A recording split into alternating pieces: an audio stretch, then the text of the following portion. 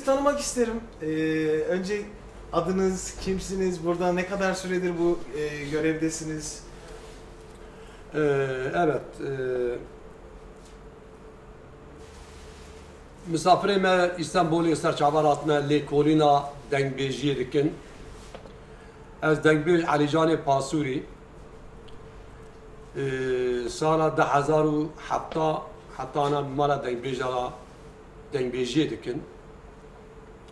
Yani 2007'den beri biz burada bu dengbêjlik evinde dengbêjimizi söylüyoruz. Belediye o zaman Osman Baydemir'in elindeydi. Bu evi açıldı. Bu ev Avrupa'nın projesiyle, mesela belediyeyle, valiyle, kültür müdürüyle, bakanıyla bu şey ortaya getirdiler. Allah razı olsun. Biz de bu dengbêjliği burada devam ediyoruz. Şimdi bizim eski dengbêjlerimiz vardır. Allah rahmet eylesin. O Serhat tarafından mesela Şakiro Karayazi vardı. Mamusta Resul Muhacir vardı. Zaten Resul Muhacir bütün dengbêjlerin gülü oydu. Yani tabi yıllar geçmiş arada. Kimde soruyorsun diyor, ben işte Resul'ü gördüm veyahut onu kasıntından öğrendim. Resul Mamusta'ydı. Allah rahmet eylesin. Tabi Abdali Zeyni varmış mesela zamanında. Şeyh Sile varmış, o İran Şahı, İran'ın dengbêji. O eski dengbêjler çok var. Hüseyin Organosi vardı Muş'tan. Şakir Muşli vardı. Bunlar hepsi vefat etmişler. Hak dünyaya gitmişler. Allah rahmet eylesin. O eski dengbêjlerden tek Zahro kalmış. Binanlıklıdır. O da Muşlidir. Zahro dengbêj, Mamus'ta. O da şu anda şeyde oturuyor. Aydın'da oturuyor.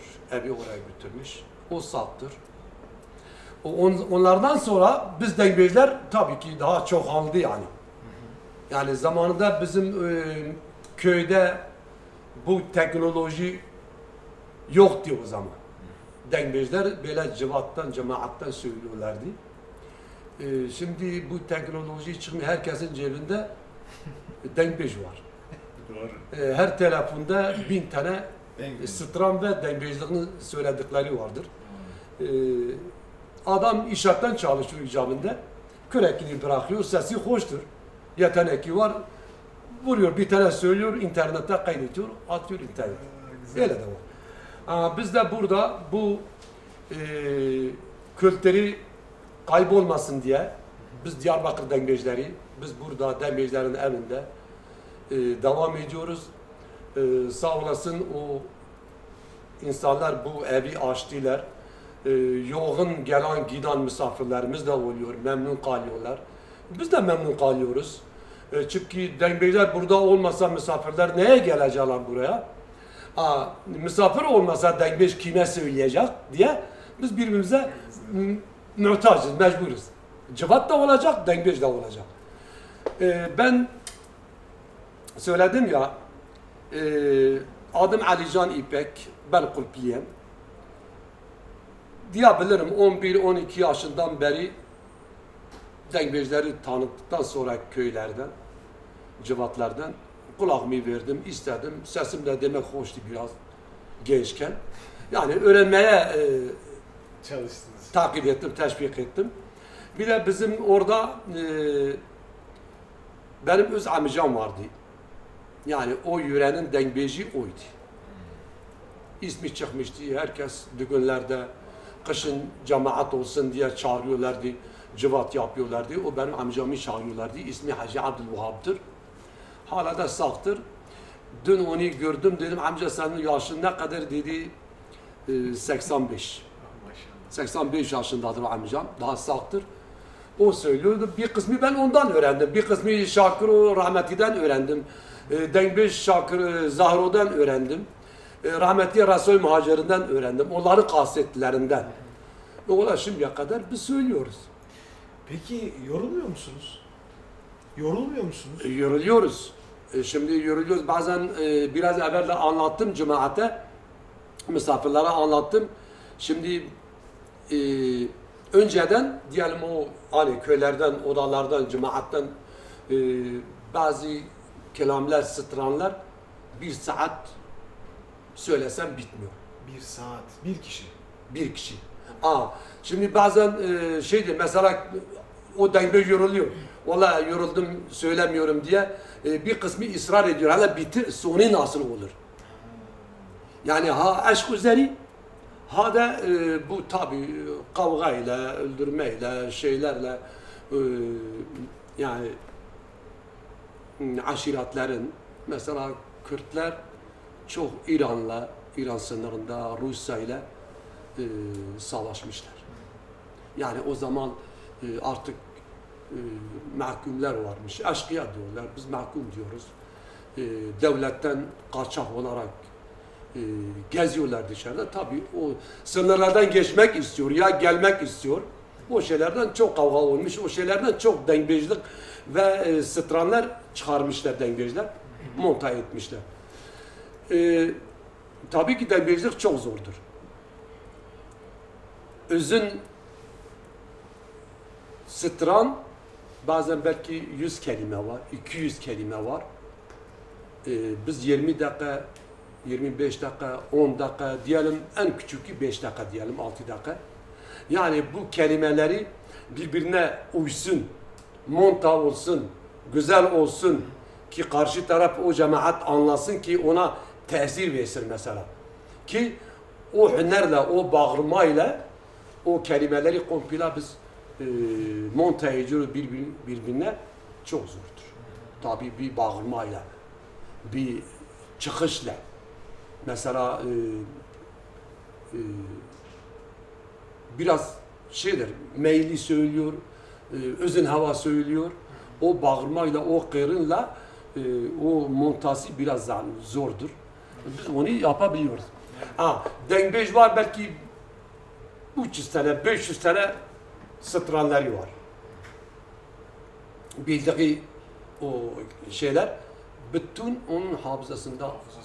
Ezberinizin çok kuvvetli olması gerekiyor yani bunun için. Biz herhangi bir yazıya bakmıyoruz. Herhangi bir şeye Doğaçlama mı bakmıyoruz. yapıyorsunuz? Ne yapıyorsunuz? Dedim ya 12 seneden 12 yaşındayken söylemişim bugüne kadar. O gün ne öğrenmişim hala benim hafızamdadır. Söylüyor. Çıkarıyoruz, söylüyoruz. Çıkarıyoruz, söylüyoruz. Bazı kelamlar biz 3 tane, 4 tane, 5 tane denge böyle bir sırada oturduğumuz zaman bir kelamı söylersek diyelim 5-6 makaledir. Biz bend diyoruz, ben yani makale. Ben bir söylüyorum, arkadaş biri söylüyor, öbürü biri söylüyor. Hepsi bir tane şarkıdır, evet. Bir tane strandır. Ama biz birbirimizi ağzında alıyoruz. Onu tamamlıyoruz. Sona kadar 5-6 makale. Ben bir söylüyorum, o ikinci söylüyor, o üçüncü söylüyor, bitiriyoruz. Dengbejlik öyledir. Peki dengbejliğin konuları ne? Hikayeler ne bu anlattığınız hikayelerin konusu ne? Şimdi konusu diyelim aşk üzeri söyleyen şarkılar, stranlar. Diyelim ki kız ve erkek birbirine aşık oluyor. Aşık oluyor. Gerçek bir hikaye değil mi bunlar? İşte bir kısmı gerçektir. Bir kısmı gerçek. Bir kısmı gerçektir. Diyelim ki o kız söylemiş. O genç ergen bilse o da söylemiş. Mesela çok yıl biz şey yapıyoruz, birbirini çağırmışlar. Yani kız böyle söylemiş, erkek böyle söylemiş, birbirini çağırıyor. Mesela şeyde söylüyor, tabii ki dağları, tarlaları, ağaçları, şeyleri, yaylaları isim şey yaparak söylüyorlar. Birbirine söylüyor. Mesela çağırıyor. Koli Baba mevkizine öyle yapmış. Kız çağırıyor, arkadaşlarında soruyor, bu adam evlidir yoksa bekardır diye. O kelimeleri monte ediyor, söylüyor. Şimdi erkek söylüyor, çay koli baba dikkatim bidaru bine. Bidaru biye. Ez hortaki azabı biseri khume Ergen tici kızaka azappi ve rab halal yapayım mı bestine. Yani ergen sen de bekarsın, ben de bekarım. Gel beni al diye birbirine öyle söylüyorlar. Belki 10 makale söylüyorlar. Öyle birbirini çağırıyorlar. Ağıt Sıtranlarda kimi babası öldürülmüş, kimi kardeşi öldürülmüş, abisi öldürülmüş. Köyde kavga olmuş. 2-3 yıl şimdi görüyorsun mesela. Bazı kavgalar oluyor köylerde 3-4-5 kişi cenaze yere düşüyor. Allah muhafaza etsin. Allah kimsenin başına getirmesin. Tabi ya o aile dengbece söylüyor. Sen bu bizim olayın üzerine bir kiram çal. Bir sıtran çal. Veya o dengbej kendi kendine zaten öğrenmiş. Soruyor, birkaç tane isim alıyor. Birkaç tane yayla, taşı, toprağı, diyelim şeyleri alıyor. Nehirleri alıyor, isimleri. Ondan sonra monte ediyor, kendi kendine söylüyor. Yani o ağıtlar da öyle. Kimi de diyelim, biraz evvel söyledim ya, mesela Rus'la kavga etmişler. Mahkummuş, firarmış dışarıdan. Bazı yerlere geçse onu kabul etmiyorlar. Veyahut karakol onu takip etmiş, askeriye takip etmiş, çarpışmaya girmişler. O zaman da öyleymiş. Mesela o tarihte begler, ağalar, şeyhler çok varmış. Tabi belli sayılan keleler de varmış. Mesela Şah-ı İran'ı diyelim ki bir kısmı Mala Ömer, Mala Abdullah Mustafa Begi, Mala Usve Seydo seçme o şeyleri diyelim şey yapıyor. Davet ediyor birileri. Konuşalım, tartışalım, barışalım diye icabına götürüyor. Bir yere bir oyun yapıyor onlara. Oyun yapıyor. Mesela öyle kelamlar da vardır. Oyun yapıyor. Onları ya yakalamak için tutuklama ya da öldürüyorlar. İşkence yapıyor ya dil esir alıyor. O şeyler o tarihten çok çıkmış. Tabi şimdi desen bu dengbejlik ne zamanda beri var? Evet. Şimdi bir insana sorarsın diyor 5000 sene önceden bu Kürtlerin kültürü var ve söylemişler. Bir dengbejden soruyorsun sen ne zaman dengbej oldun? Dedim ben daha dünyaya gelmeden ben dengbejdim. Ben anam karnındaydım. Canlıydım. Anam söylemiş o zaman öğrenmişim. Sesi bana gelmiş o zaman öğrenmişim. Yani öyle de oluyor da öyle söylüyorlar. Tabii ki bu dengbejler, bu kültürde çok insanlar seviyorlar. Tabii biz de başkalarının kültürlerini seviyoruz. Tabii. Güzel söyleyenler, güzel kelimeler biz de seviyoruz. Biz de dinliyoruz. Yani diyelim ki bu Anadolu'dan türkücüler o saz çalanları şeyi biz de binlerce onları seyrediyoruz ve hoşumuza gidiyor. Demek bizimki de onların hoşlarına gidiyor. Şivan Perveri gibi mesela bazı yabancılar vardı, turistler vardı. Diyor biz anlamıyoruz ama onun sesini, onun çaldığı şeyi biz seviyoruz. He. Mesela orada ola bu kadar diyebilirim. Bir soru da ben sorabilirim. Tabii. Bir şey soruyorsun buyurun. Şimdi neden hep erkek dengbej var? Neden Ha, hep erkek dengbejler var. Şimdi tarihte Ayşe Şal varmış dengbej. Evet. Erivan'dan Fakat bayan dengbejler varmış.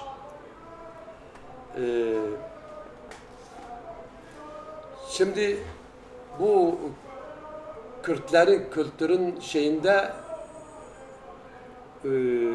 cıvatlarında şimdi bayanlar zamanında çok kapalı ve erkeklerden uzak. Mesela bir oda bir sürü insanlar, misafirler oturuyor. Erkekler hizmet yapıyor. Çay, kahve, yemek. Bayan dışarıdan hazırlamışsa o mutfaktan evin önünde mesela bir köylerde mutfak yoktu ya evin önündeydi ya da şeydi yani bir ocak şey yapıyorlardı. Onlar orada hazırlıyor erkekler o hizmeti yapıyorlar. Mesela çay, kahve, yemek, su, ondan sonra yatak serme. Kadın getiriyor kapıya, kapıda erkek ondan alıyor. O misafirin yatağı hazırlamak için, yatmak için o şeyleri. Şimdi o zaman da kadınlar Hani aileden, çevreden adet olmadığı için dengbejlik yapmıyorlardır. Sesi güzel olanlar çok vardır. Şimdi söylüyorlar. Şimdi söylüyorlar. Mesela bizim dengbejlerin şeyinde burada bir tane dengbej var, bayan. O da kulplidir. İsmi Dengbej Felek evinde var Nazım. mı burada? Bugün gelmemiş Bugün buraya. gelmemiş. Buradadır, bizimle beraberdir. O da dengbejlik yapıyor. Tek bir kadındır. Kaç sene de bizimle beraber oturuyor. Tabii kadınlara da bizim saygımız vardır. Yani kardeş gibiyiz. İşte o tarihlerden kadınların hani ayıptır diye utanıyor, yakışmıyor aileye bir kadın gidip bir cemaatten kelam söylemesi. Yani bu bizde de geldi ya. Tepki gösteriyorlardı, vuruyor. İcabında şimdi bazı bayanlar, erkekler birbirine anlaşamıyor. Hemen binlerce, yüz binlerce boşanma oluyor.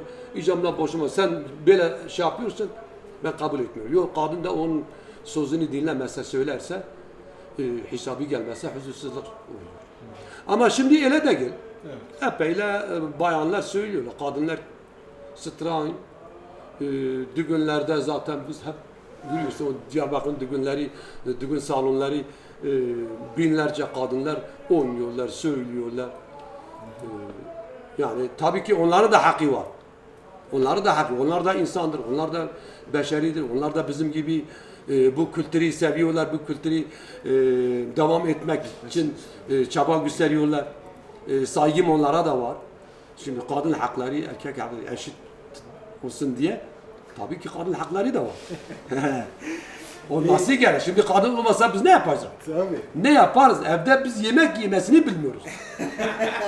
Gerçekten yani 2-3 gün bir hafta kadın evde olmasa babası gele gitmişse veya rahatsızsa yani biz erkek olarak biz eve gidemiyoruz yani. Oturamıyoruz. Çünkü kadın yok yani. Oranın direği yoktur yani. Şimdi evin direği kadındır. Evin direği kadındır. O çocukların anası, o şey kadın yapmasa biz yapamayız. Kadın erkek kendini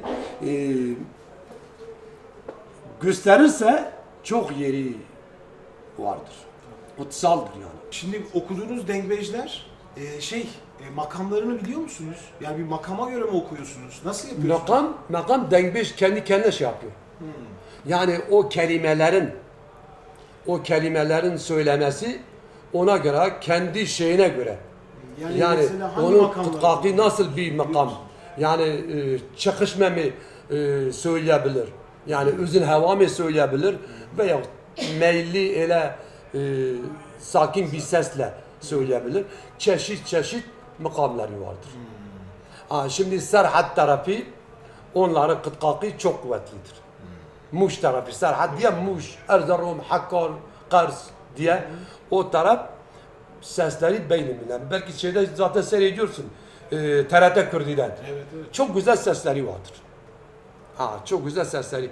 Şimdi o ses olunca tabii o söylediği kelimeleri her çeşit makam, meyil, çıkış, iniş yapabilir. Tabii ki o kelimelere göre o yaptığı strani ona göre nasıl çağırıyor, nasıl acı veriyor veyahut nasıl zevk veriyor, aşk veriyor, ona göre meyil yapıyor, ses veriyor ona, makam veriyor. Şimdi ben siz okurken baktım arada çay içiyorsunuz, su içiyorsunuz. Hatta böyle yeşil bir şey de geldi. Meyan kökü müydü o tam bilemiyorum Nane ama. limon. Nane limon muydu? Nane limon. Sesinize nasıl Yani bakıyorsunuz? Ne yapıyorsunuz? sanki bizim boğazımızı biraz yumuşatıyor diye ama nane limon daha sertleştiriyor. Yani biz öyle kendi kendimize şey yapıyoruz. Yani kimi biraz tuz alıyor Ha. ağzına, kimi beyaz şeker kırıyor, şeker biraz emiyor. Kimi böyle nane limon kullanıyor. Tabii yani doktorlara gitmediğimiz için. O ya ancak doktorlara gideceksin, o dengeli doktora gidecek, doktor ona göre, boğaza göre, o damarlara göre, o tellere göre bir ilaç verir, ya yumuşatır. Ya da mesela ben gibi küçükken şimdiye kadar sigara içiyorum. Şu an içiyor Tabii ki musunuz? hala da içiyorum. Kutuyu cebimde bak, hala kutu cebimdedir. Tabii ki. Olması Yani 15 yaşında şimdiye kadar ben sigara içiyorumsa bir dengeci olarak binlerce beni sevenler elinde sigarayı almış. Atıyorlar, yap. Bırak ya bu sesini niye şey yapıyorsun sen nasıl kıyıyorsun falan. Öyle. Ama dengecilikte de kimse bir şey kazanmıyor. O da var. Ben Para kazanıyor onu musun? da söyleyeyim. Ya bir de o var. Onu da söyleyeyim. Mesela o mamuseler, o şairler, o Raso gibi, Şakro gibi, Zahro gibi, Hüseyin Organosu gibi o mamuseler söylediği şey yani eğer zengin olmuşsa da kendi toprağında, kendi yeteneğinde, kendi alışverişinde, ticaretinden zengin olmuş. Yani bu dengbejlikten bir şey kimse almamış. Mesela diyelim birisi böyle bir 20 milyon verse 50 sefer uzaktan utanıyorum alayım onun elinde. Utanıyorum yani. Ama bu kültürün erge kıymeti varsa, erge bunun yeri varsa bu diyelim ki her kabilenin, her ırkın bir kültürü var.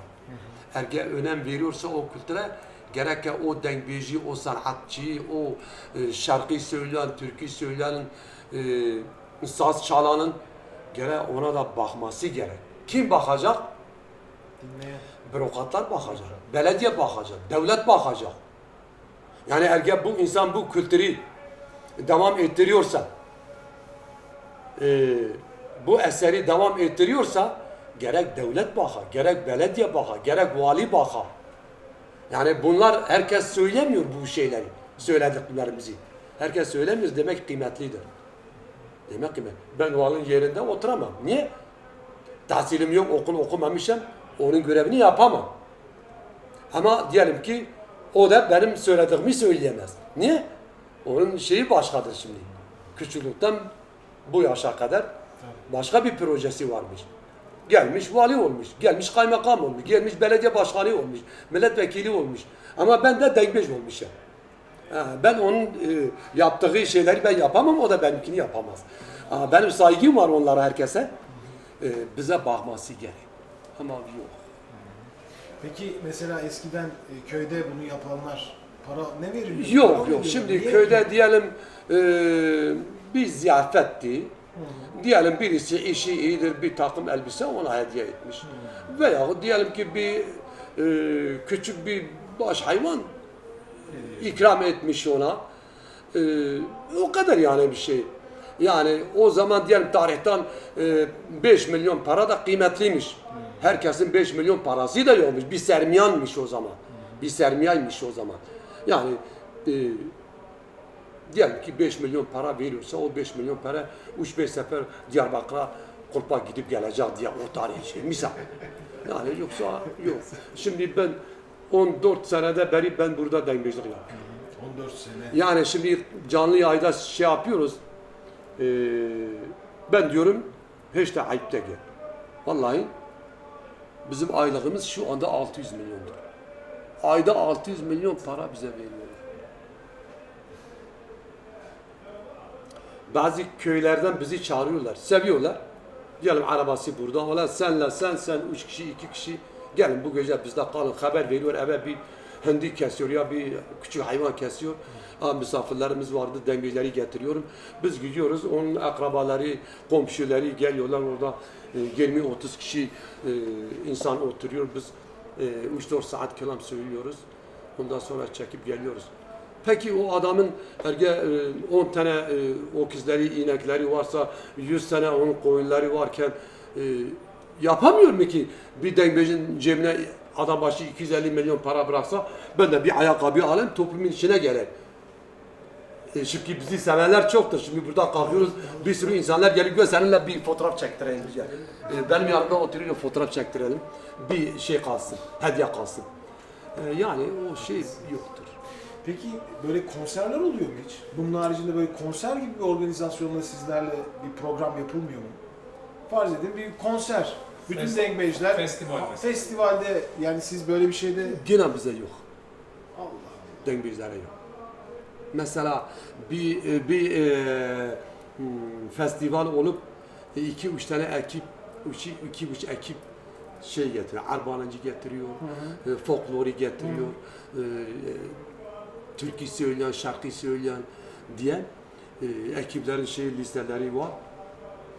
Falan saatten falan ekip çıkacak, Evet. falan grup çıkacak. Evet, onun gibi. Ha, şimdi bize de erge bir festival bir iki tane gelsene, evet sürprizimiz var. Dengbejler de bizde var iki tane. Dengbej söylüyor fakat o para, o organize, o şeyi ne yapmışsa onlar kendi şeylerinde yap. Dengbejler bir şey yoktur. Dengbejler bir şey yoktur. Biz orada çekiniyoruz. Şimdi bazı arkadaşlar diyorum köylerden bizi çağırdılarsa sizi dese Ali Can'ı Pasuri de getir. Söyle valla parasız gelmiyor. Bizi çağırmışsın. Ayıp diyor. 3-4 saat kelam söylüyorum. Ondan sonra yani beni sevmiyorsa, kıymetim var ise 100 milyon da cimri, 200 milyon da yüküm. Ama ben şey olursa kal milyar şey yapıyor. 2-3 gün düğün yapıyorlar. Adam gidiyor, saz çalıyor, kelam söylüyor. O düğün bitene kadar 5-6 milyar para kazanıyor. Sen çıkıyorsun bir demet atıyorsun, ben çıkıyorum bir demet atıyorum.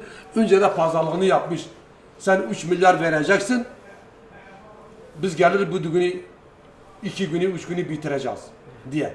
3 milyarı zaten standarttır. 3 milyar da sevenler atıyor. Ha gelin geldi, ha damat geldi, ha bu başa çıktı, ha bu bilmem nereye çıktı atıyorlar. Ve 3 milyar da orada geldi, gitti 6 milyar. Heh.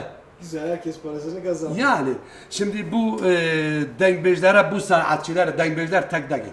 Bütün sanatçılar. Bütün sanatçıların şeyine bakması gerek, sahip çıkması gerek. Yani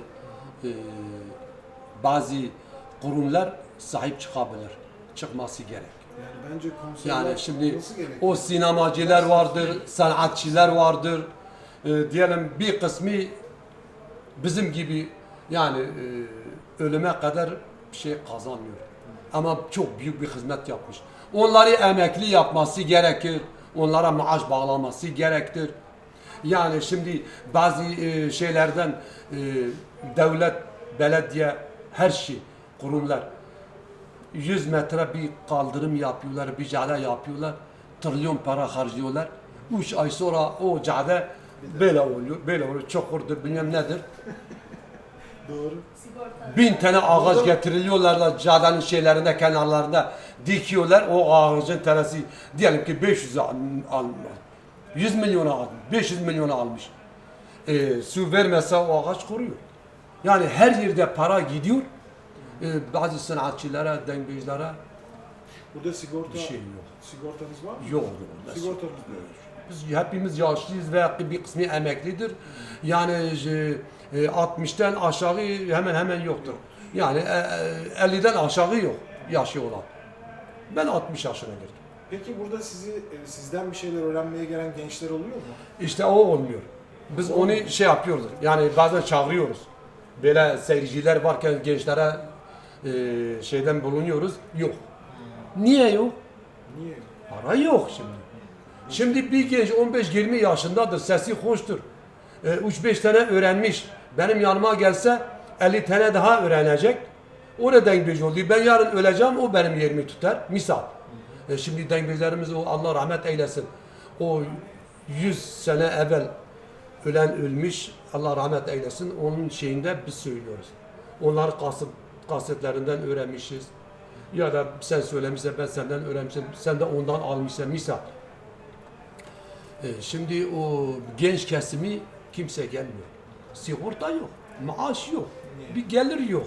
Dengbej buraya gelse ne yapacak o genç? Neyle yani şey yapacak? Gene bir gelir olacak ki o sigortası olur ki o da saatinde gidip gele söyle o kültürü devam ettirmek için. Peki aklınızda kaç tane bildiğiniz şey var? Çok var. Mesela Hikaye. benim azdır. Ben diyebilirim benim 100 tane var. 100 tane hikaye 100 tane var. var. Ama nedir? Diyelim ki burada bizim gücümüze göre, sesimize göre veyahut illa onu güzel söylüyorum diye 30-40 tane bir ay içinde böyle devrediyoruz. Hep onu söylüyoruz. 30-40 tane söyle. Ama şeye gelirse küçükü, üzünü, kısası diyebilirim 100 tane benim var. Benim 100 tane varsa O Şakiro, Mamosta, Zahir'un onların 500 tane var.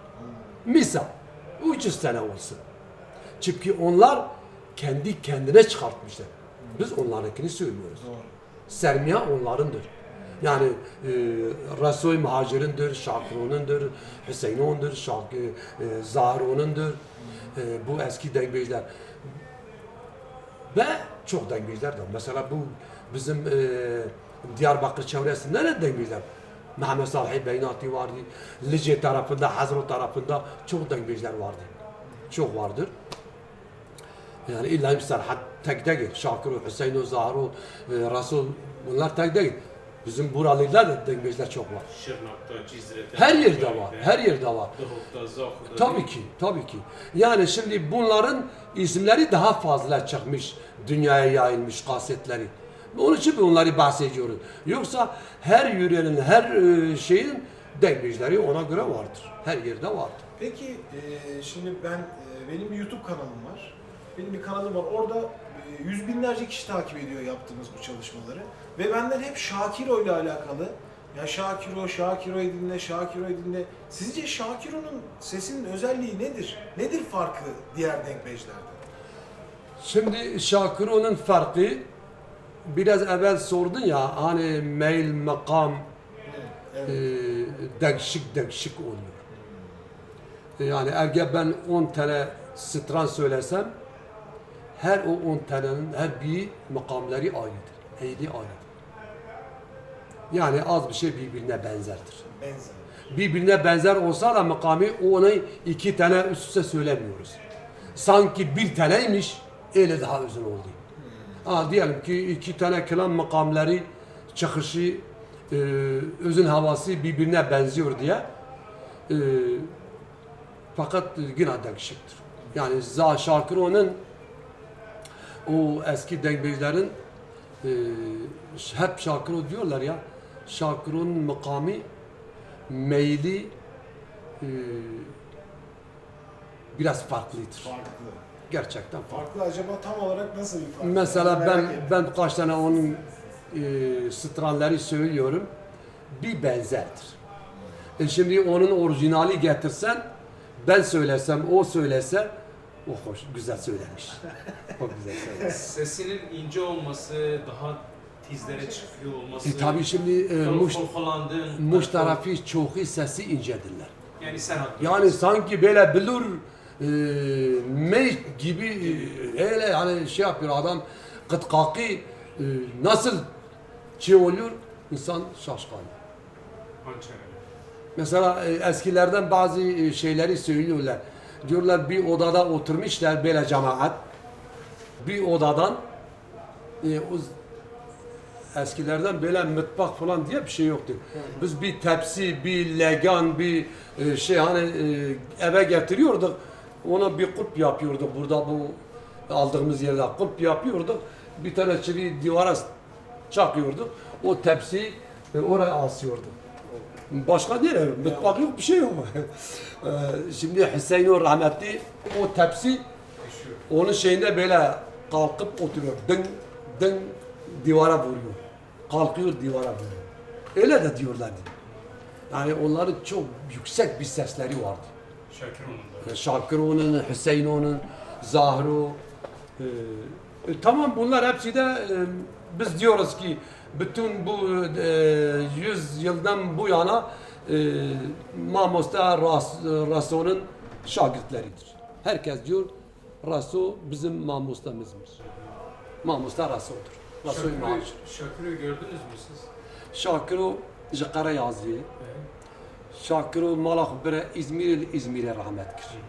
Evi İzmir'deydi. İzmir'den vefat etmiş. Şimdi onun bir kardeşi Tevfik var. Onun üzerinde bir kelam çıkartmış, stran çıkartmış. Hastayken İzmir'den onun şeyinde ilaçları hastaneye götürüp getirmesi, ben bilmiyorum, onu öğrenmemişim. Aldığı ilaçları, gelen gidenlerin şeyini bir stran çıkartmış onun üzerine. Stran bu arada Şarkı değil mi? Strand şarkıları. Çok teşekkür ederiz. Zamanınızı ayırdınız. Biz Nefesinize teşekkür sağlık. ederiz. Hoş geldiniz. Belki eksik söylemişim. Türkçe'de biraz zayıftır. Kusura bakmayın. Yok, Bir gayet. Kürtçe bir Türkçe birbirine karıştırdık. Evet. Sesinize sağlık, nefesinize sağlık. Teşekkür Yoruldunuz ederim. bile dışarıda. Biz de herkesi seviyoruz. Bu kültürü, bu şeyi de sevenlere de saygımız var. Allah razı olsun. Hepimiz kardeşiz. Bu kültür hepimizin kültürüdür. Türkçe olsa, Zazaca olsa, Çerkez de olsa, Kürtçe de olsa bu halkın, bu insanların kültürüdür. Tabii ki her yörenin, her bir kabilenin, her bir şeyin bir dili vardır. Kendi şeyini söylüyor. He. Şimdi İstanbul'da diyelim gökdelen vardır, 25 katlıdır. Bizim de bir katlı bir evde söylüyorduk. He. Öyledir. Çok teşekkür ederim. Sağ olun. Sağ olun. Çok teşekkür ederim. Sağ ol, teşekkür Ne ederim. güzel. Sağ ol. Allah'a emanet. Size sağlık.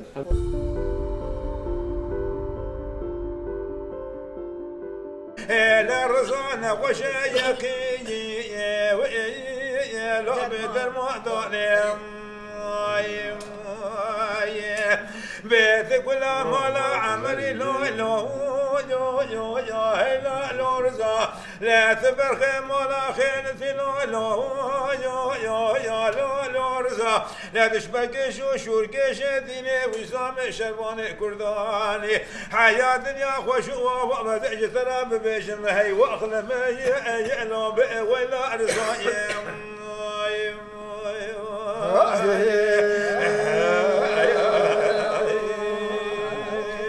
لا رضا قومت بكم ناجمة مشاشة ودي ودين نام تبوش قومي هي واخلمي ويا لو تجريا يا در بدانا بابي كوروني كذا بابي جيم بردي گوشت ميري ويا لي محليا يا ويا برشان وخون الريح سكني الحال ويا هب جريا يا نقصد يا زخاري زعي خير تقول ما لا عمر كل شاب برشان سواري جنجو كيف فتح لك يا رم دنيا بون وكاشر خافلك يجيب ويجيب يشب جريو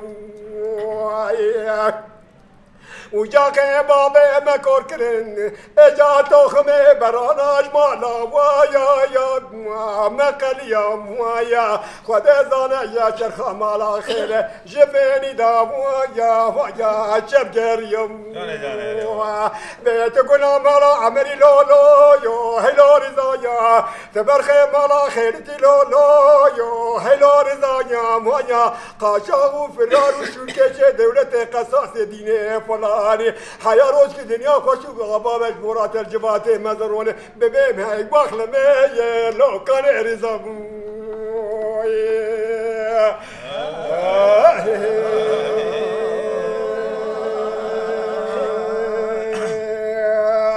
لولو رزاق مقربا سبب شما مشاشة ودين صانم شمولو الله شجريا لم بالا خداني پریشان شوردا در کتب و کارت گیجنه سوبایا نسد سامو همام دی بردو دسال شوکه خود قصد کار ساکه لا دیگر یا یما یا لعبه ولا رزایم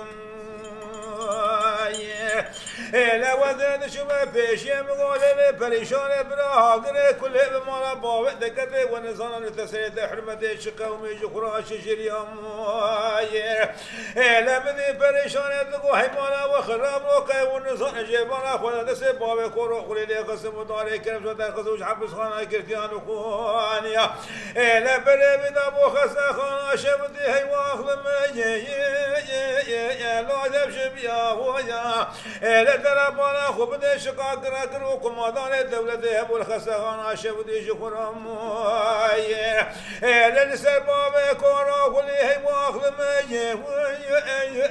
لا دشبيا ويا لا بانا خوب ده شقاق راكر ملازم دولة ابو تمام جخرا لسما صار ونشتب قلم ودفتر خد القسم لا نابو دنجي من ناباب كورا كل نفسي كشك اسطنبول لا ولا شيء فانا بلا كنا وحفظ ولا يا لو وشب يا ويا لا بيت كل ما لا عمري لو رزا ويا لا تبركش وشركشتني وإسلام شرباني كرداني هذه حتى الدنيا خوش وبدل بيش بادو جاخي شو أمري بقى حاضر عرونك هذا ثم دايما بجم هي وخلم يلا ولا أرزايم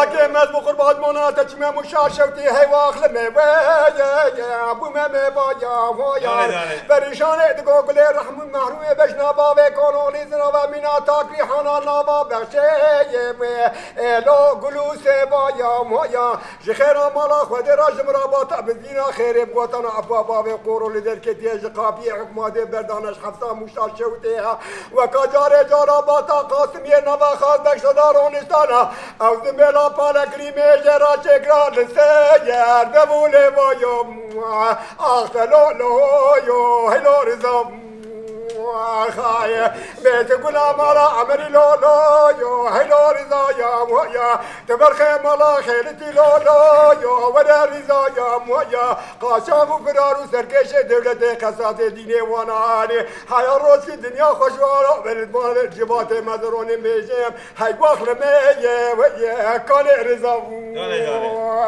خايا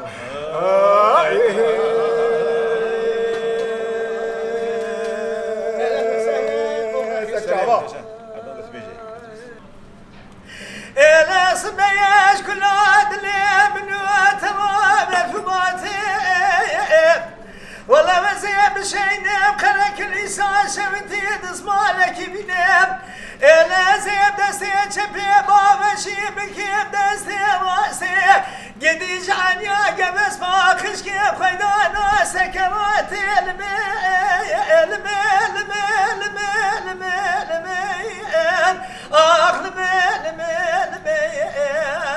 ولد من أقول أنا زكي بحواني بلا دامي سن بلا أنا منك ليش كيلي بريح دير مصال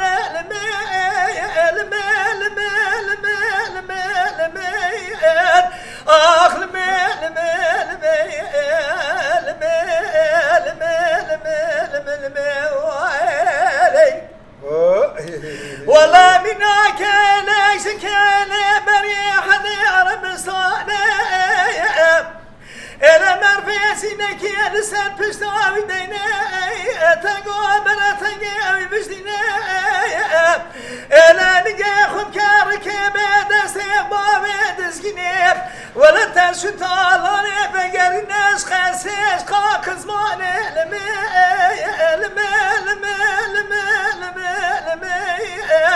آخ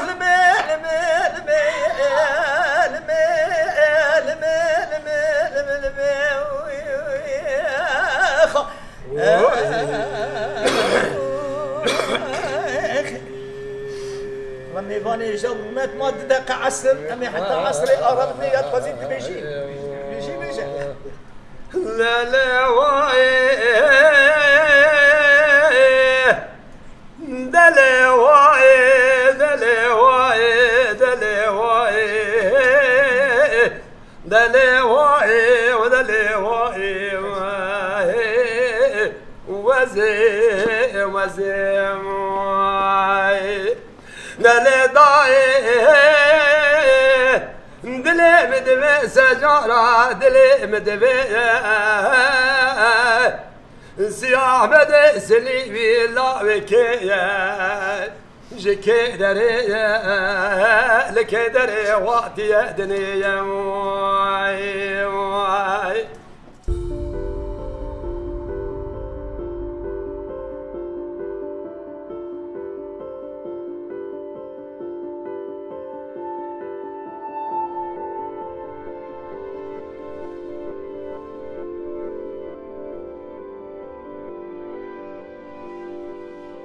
Ali Hocam merhabalar. Merhabalar.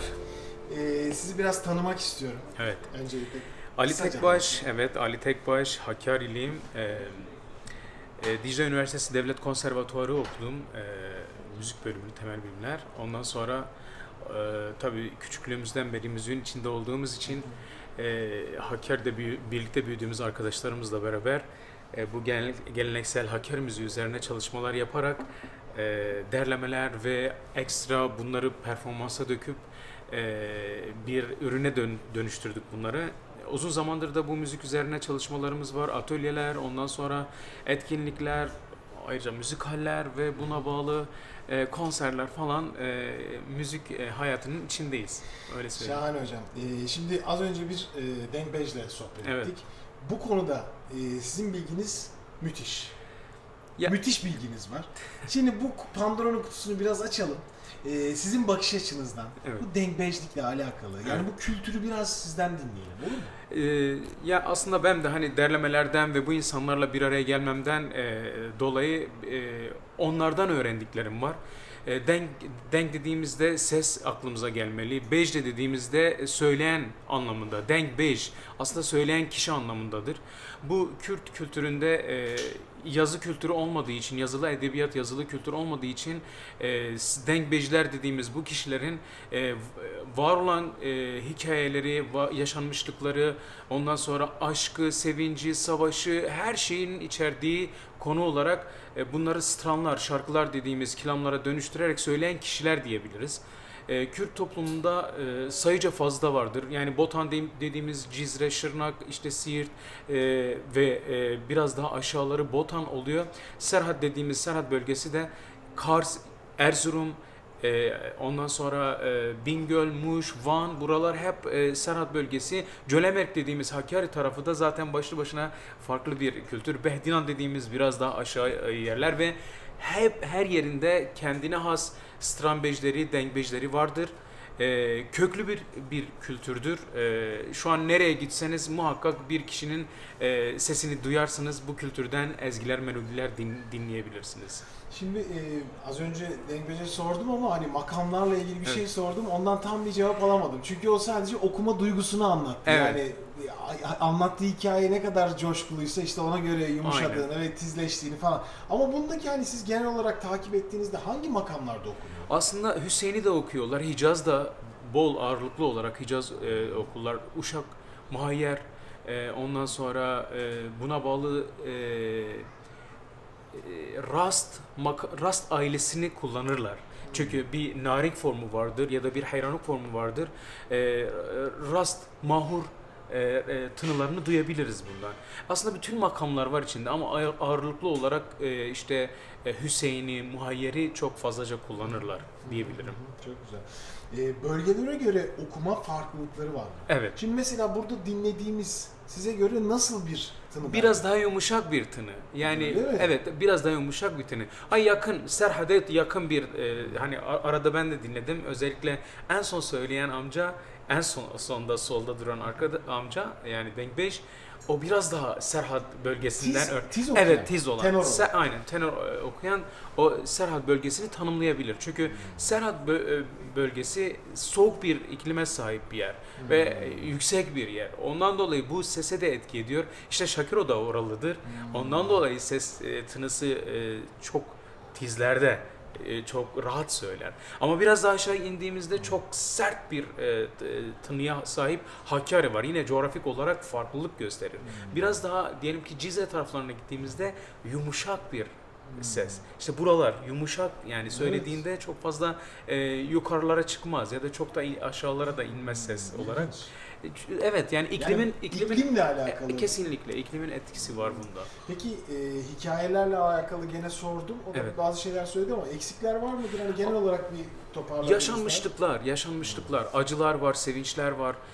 Ondan sonra yine aile içi dramlar var. Ondan sonra biliyorsunuz yaşanılan özellikle savaşları içerir, aşkı içerir. Konu olarak şimdi geçmişe baktığımız zaman Dengbejimiz de söyledi. Mirler, ağalar, beyler, işte şeyhler bunların hepsinin yanında bir Dengbej var aslında. Hani onu yazıya geçiren, onu kaydeden bir kişi var ve bunlar hep Dengbej oluyordu. Yani o mirin, o ağanın Dengbeji mirin yaptığı artık iyi şeyler mi, kötü şeyler mi? Tabii kötü şeylerden bunu bahsetmez ama genelde onu övecek sözler yazmıştır. Ya da halkın içinde olan Dengbej, halkın yaşadığı acıları, sevinçleri stranlara, şarkılara, kelamlara konu etmiştir. Ya da sürekli gezen, sürekli o köyden o köye, o şehirden o şehire giden geruk dediğimiz gezgin Dengbejler var. Bunlar sürekli bir kültürü böyle sürekli gezdiren Dengbejler var. Ya da sürekli eğlendiren Dengbejler var. Ya da konu olarak içerisinde destanları anlatan Dengbejler var. Gidiyor bir ay bir köyde kalıyor. Bir ay diyelim ki Diyarbakır'da kalıyor. Ne yapıyor? İşte çok ünlü bir diyelim ki Memuzin destanını anlatıyor. Bir hafta, 2 hafta boyunca bu destanı böyle dizi misali böyle diyor ki işte belli bir noktaya getiriyor. Tabii kalıyor, misafir oluyor. Yiyor, içiyor, keyfine bakıyor. Öbür partı sonraki güne bırakıyor. Sonraki haftaya böyle bu şekilde bu kültürü taşıyan gerçekten çok kıymetli, değerli Peki insanlar. bunlardan isim olarak neleri sayabiliriz? Şimdi Serhat bölgesinde zaten az önce Dengbejimiz de söyledi. Reso vardı, ondan sonra Şakiro vardı, Zahiro var, bir sürü. Krapete Hacu var, Aram Tigranlar var biraz daha yakın. Aşağılara geldiğimiz zaman Mehmet Arif Ciziriler var. Ondan sonra Hasan Ciziriler var. Ayşe Şanlar var, Meyrem Khanlar var. Tahsin Tahalar var, Erdoğan Zahuiler var. Biraz da yeni yakın jenerasyonları da sayıyorum çünkü onlar da bu kültüre hizmet etmiş Dengbejler var. Aynı şekilde İran tarafında Kırmanşah, işte Havraman taraflarında yani isimlerim aklıma gelmiyor ama çok güçlü sesler, çok iyi hikaye anlatan Dengbejler vardır diyebilirim. Beraber dinlemek isterim aslında. Evet. Dinleyelim mi birkaç tane? Tabii ki. Şimdi şöyle bir şey yapalım. Bölge bölge yani diyelim Tamam. ki Serhat bölgesini, Botan Harika. bölgesini dinletecek şekilde ben size Müthiş. Şakırı'yı dinleteyim. Tamam. En popüler, en güçlü sesi dinleteyim. Ve tabii benden en çok istenen. Açıyorum. 700'den fazla kılamı stranım vardır yani Şakırı'nın. Şimdi mesela dışarıdaki Dengbejleri dinlediğimde şöyle bir şey ben duydum. Yorulduklarında ton düşüyorlar. Hafif Evet. hafif. Böyle gittikçe esneye esneye fesleşiyor her şey. Rahatladıkları o tona geliyorlar. Şimdi Shakiro'nun bu kayıtları acaba nasıl alınmış? Bir teyple aldığını biliyorum. Yani o Kendi kayıtları mı bunlar? Yoksa yani birileri albüm mü? almış, birileri albüm diye bilmiyorum. Belki de albüm vardır yani çünkü onun albümleri çıktı, yapıldı. Kayda alınıp da hani kaset olarak yayıldı. Yapıldı. Ama şu tekniklerinden bahsetmek istiyorum. Evet. Dengbej ya da Dengbejler şöyle bir şey yapıyorlar. Yani başladığında diyelim ki çok rahat bir tonla başlıyor. Normalde rahat başlıyor. Bilmiyorum siz hangi ana denk geldiniz ondan Ben yok. ilk dinlediğim Entiziydi. Entiziyle başladı. Sonra oktav alttan söyleyenler başladı. Onun oktavını Aynen. aldım. Ama benim hani gördüğüm, benim tanıdığım Dengbejler hafif başlar. Şarkıyı da ona göre seçiyor. Yani şarkı söyleyecek kelamı biraz böyle Ona göre hafif seçerek başlıyor. Yani başlıyor. ondan sonra bir bakıyorsunuz ki biraz yukarı çıkmış. En son performans çok yukarılardadır. Öyle mi? Ya gitgide çünkü o sesine hakim, onu ısıtarak bir noktaya getirebiliyor. Ha yani sonrasında bir şekilde yine yolunu buluyor ve aşağıya gelebiliyor. Onu o kendi ayarlıyor. Ben de artık alıştığı bir şeye Tabii, tekrar alışıyor. tekrar yapıyor. Aynen. Tabii. Müthiş. Şimdi ben bir de mesela Boğatan'dan bir tane şeyi çok Allah rahmet etsin ben bolca dinledim ve tanışma fırsatı da buldum. Öyle mi? Fadıl Ciziri çok iyi bir ses. Ondan bir dinletmek Tamam. istiyorum. Şu kaydı kullanmak istiyorum çok da. Evet.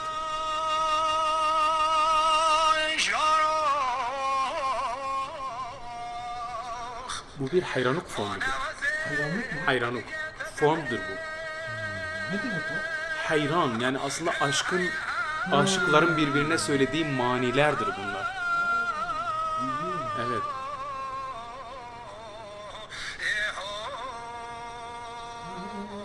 Aşağı.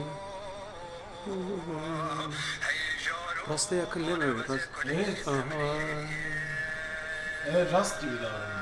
Sen de uşak gibi bitirirken... Melekine subhanina gel. Evet evet, rasta o geldi. İlk defa duyuyorum öyle bir şey. Nereli? Cizreli. Cizre. Evet.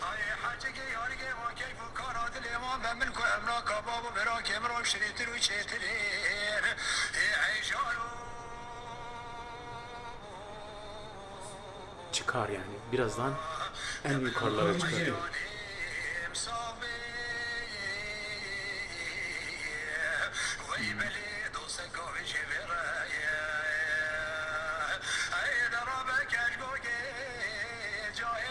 Duygusuyum musun? Çok güzel. Çok yumuşak ama çok güzel. Ne anlatıyor? Aşkı anlatıyor.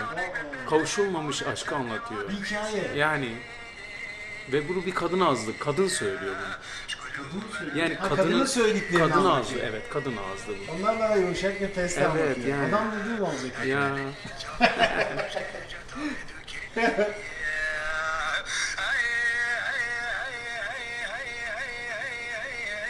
Gerçekten ilginç bir şey ya. İlginç bir kültür. evet. Yani böyle hikaye anlatıcılık, müzikle hikaye anlatıyor. Evet müzikle anlatıyor bunu. Mesela Anadolu'nun her yerinde olan şeyler de var. Evet, her Yani yerde var. birçok yer, destancılar var. Destancılar vardı bazı yörelerde. Mesela o bölgede biraz önce anlattığı gibi yani herhangi bir kavga veya bir husumet sonucunda birisi öldürülürse veya da bir kavuşamamış birbirini kaçıran falan filan olursa Evet.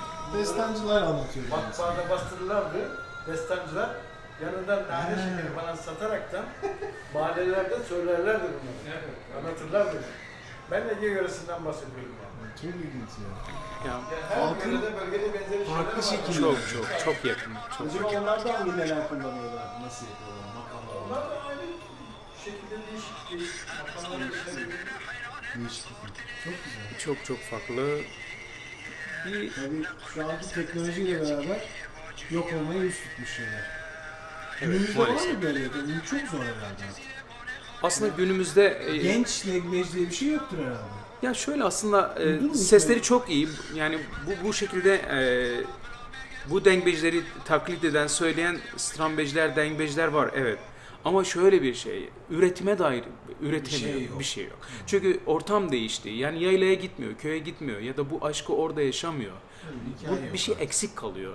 Yani az önce Dengbej de söyledi. Mesela o işte birisi öldürüldüğünde ya da bir aşk bittiğinde önce o meseleyi bir araştırıyor. Ondan sonra o etrafta işte dere varsa o derenin ismi ne, dağların ismi ne, yolun ismi ne, köyün ismi ne buluyor. Ondan sonra oturuyor bunu bir şarkıya ya da bir kilama dönüştürüyor. Ya da bunu yaşayan, bu acıyı yaşayan her kadınsa ya da erkekse bunu artık gördükleri işte o yaylayı, yayladaki hayatı, yaşamı o kilama dönüştürebiliyor. Dönüştürüyor. Evet. Hikayeleştirme becerisi Hikaye- olan Aynen, besteciler kesinlikle. aslında. Çünkü mesela şu an Fadıl Ceziri bir hayranuk söyledi. Hayranuk aslında iki kişinin birbirine olan aşkıdır. Kadının erkeğe ve bunları birbirine hani müstehcen şeyler de içeriyor bunun içinde. Yani bir mani olarak otururlar karşılıklı buluştukları bir yerde ağacın altında ya da bir taşın arkasında bunlar yaylada birbirlerine aşkını anlatırlar ve içlerindeki o coşkuyu, o alevimsi duyguları birbirlerine söylerler. Nasıl, gerçekten mi böyle? Kesinlikle ama sonra ne oluyor? Şimdi bu aslında çok derin konular, çok uzun meseleler. Çünkü bu formda, hayranlık formunda bunlar bir yaylada buluşuyorlar. Birbirlerini orada tanıyorlar. Çünkü diyelim ki Hakkari'de ya da Cizre'de kış Başka türlü nasıl buluşuyor? Kış 8 ay sürüyor, 7-8 ay sürüyor. Onlar sadece 3 ay yaylada buluşabiliyorlar. Ve sonrasında bunlar kopuyorlar. O 8 ay ayrılık kış onları birbirlerinden uzaklaştırıyor. Ve ne oluyor? Başka birini bulup evleniyor. Tekrar Çok bahar kötü. geldiğinde, yaz geldiğinde, yaylaya Bir bakıyor, geldiğinde bir yok. bakıyor ki ya da yanında eşi var Başka. yani başkası var. Çünkü bunlar hep acı var. Adam da ne yapsın oturup Ne yapsın? ağlaya Ne yapsın? ağlaya anlatıyor. Oturup yazmış ya da bunları Çok fena. yaratmış. Çok güzel şeyler aslında. Evet, değişik. Ve bununla bağlı yani tabii hani dengbejler neler söylüyor? Bu çok önemli. Dengbejler evet hikaye de anlatıyor. Yaşanmışlıkları da anlatıyor. Bunun içerisinde formlar da var. Mesela Hakkari'de narinkler var. Kadın gelin için söylenen. Serşuklar var. Damatlar için söylenen. Şeşbendiler var. Divan halelerde oturup söylerler. İşte ondan sonra payizuklar var. Payizuk dediğimiz bu hayranlıkın tam tersi. Yani o sonbaharın ömrün son bulduğu, yaşamın son bulduğu. Hani kışa iyi bir hazırlık yapmazsan aç kalacaksın. Ömründe de hani yaşlanmadan önce iyi şeyler yaparsan gibi. gözün arkada kalmaz. Çok çok güzel içeriği farklı. hikayeler. Evet. Aslında hepsi küçük müzikaller. Evet kesinlikle. Hikaye olarak Tabii, anlatırsan çok- çok büyüyebilecek konular. Müzikaller aynen öyle. Başka örnekler var mı hocam? Ben size Hakkari'den Dengbej Abu'yu dinletmek istiyorum. Ya şimdi siz bana Şakiro dediniz de ben bir türlü bunu yapmaya cesaret edemedim. Çünkü bir şeyi yani sadece sesini inceleyip şöyleymiş böyleymiş dediğiniz zaman onun köküne varmıyorsunuz bazen. Çok iyi bildiğim türler olabiliyor ama bu konuda çok fazla yeterliliğim olmadığını düşündüm. Ve yaklaşık olarak benden 2,5 senedir bilfiil her hafta sürekli isteyen arkadaşlar vardı, sıkıştıranlar. Sonuçta bakın Dengbej evindeyim. Ali Hoca yanımda. Az önce Dengbej'imiz buradaydı. Dengbejler buradaydı. Yapabileceğim budur. Hakkari'den bir Dengbej dinleteyim size. Tamam.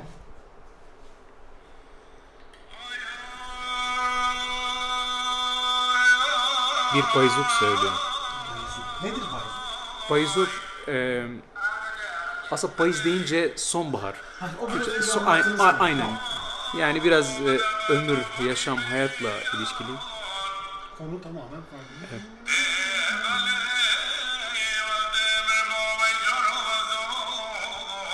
Burada da gırtlakların kullanma biçimi hani her ne kadar Şakir'i anımsatsa da farklıdır yani. Bir çok ufak bir kaba bir sert bir üslup var. Yani sert bir tını var aslında. Hani yumuşatıyor ama bu Hakkari'deki Dengbejler biraz daha şeyden kaynaklı. Çünkü o tepeden o tepeye ya da o dağdan bağırırken keskin sese ihtiyaç var. Evet, tok bir sesi var. Başka kayıtlarında çok üst perdelerden söyler tabii. Yani şu an o kayıtları bulamıyorum ama Dengbej Abu'nun hani o cemaatte, o divanda yeri farklıdır yani bu kültür içinde. Evet. Yaşıyor değil mi? Yaşıyor evet. İşte biz bu gibi Dengbejlerle bir araya gelip onların kayıtlarını aldığımız zaman bir nevi onların yaşamına, hayatına tanık oluyoruz. Seslerini duyuyoruz, aklımızda kalıyor, Bunları zihnimizde. kaydettiniz mi? Yani biz elimizden geldiğince toparlamaya çalıştık, toplamaya çalıştık, derlemeye çalıştık. Onlardan alıp kendimiz söylemeye çalıştık. Çok büyük miras, çok güçlü sesler.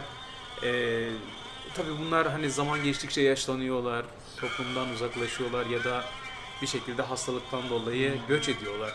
Ya çünkü bunların arşivi var mı? Şimdi 100 tane ben hatırlıyorum Evet, dedi. evet. 500 tane bilen var dedi de bunun toplanmış bir yerde bir arşiv var mı? Ya muhakkak alan olmuştur ama onlar hep orada durduğu için bir işe yaramayacak. Bunun bir yerde... Ben Dengbej'e geldiğimde aslında yani burada belki yarın öbür gün bir proje olarak da yapılabilir. Bu Dengbej evine geldiğimde belki bu kayıtları da buranın da bir arşiv olarak bulunmasını çok isterim. Veya Evet, bunun evet. bir kurumun sahip çıkması çok önemli, yoksa geleceğe aktarımı her zaman sakattır. Arşivsiz hiçbir şey geleceğe Tabii ki aktarılmaz. her şeyin arşivlendirilmesi güzel. Aynı zamanda bu gibi ürünlerin, bu gibi stranların, kelamların yazılı bir şekilde de elimizde olması ve hani kayıt olarak da elimizde bulunması şu açıdan da iyidir ki imkan olsa yani bu Dengbej evinin bir tek oturup Dengbej'in o alanda söylememesi gerekir diye düşünüyorum.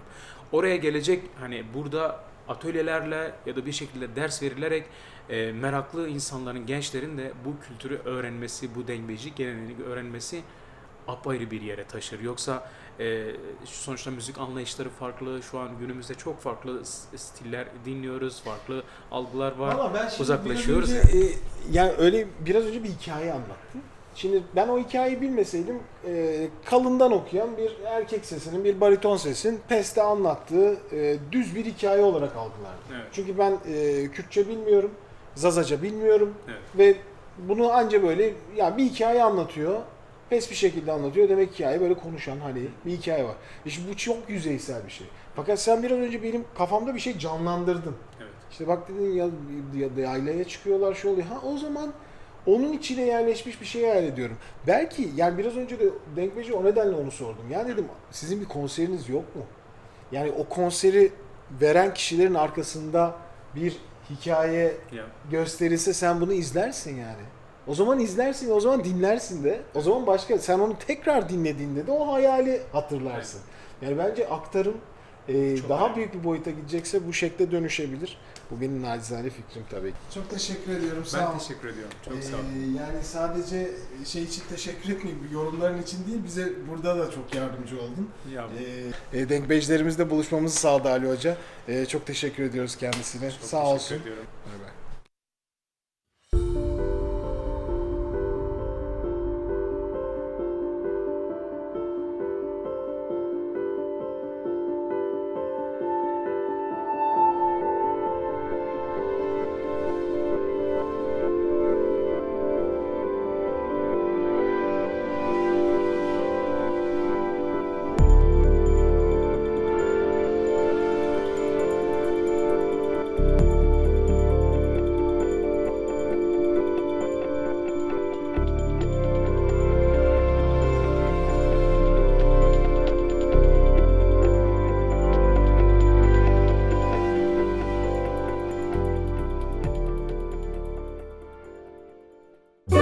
Thank you.